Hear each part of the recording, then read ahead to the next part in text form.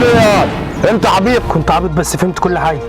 تعرف انا كنت اسمع عن النت ان اخ يقتل اخوه، بس اول مره اشوف. عمي يعني مش محمد اللي قتل ابوه؟ لا يا علي، احنا مش بتاع مشاكل يا ولدي، ولا لينا حاجه عليكم عشان نعمل كده. خد حقكم عليه عشان الدخله اللي دخلتها عليكم دي.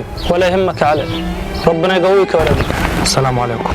السلام ورحمه الله وبركاته.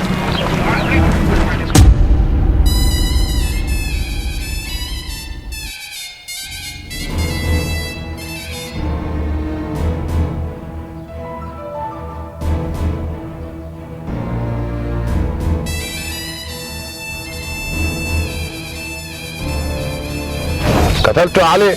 قتلته يا عمي. جدع يا علي، تو اللي ابوك ارتاح في تربته. لسه مرتاحش يا عمي. ازاي؟ قتلت ابويا ليه يا عمي؟ انت بتقول ايه يا انت عبيط؟ كنت عبيط بس فهمت كل حاجه. تعرف انا كنت اسمع عن النت ان اخ يقتل اخوه، بس اول مره اشوف. طيب طالما كده بقى ايوه قتلته عشان ما كنتش عايز حد يشاركني في الورث.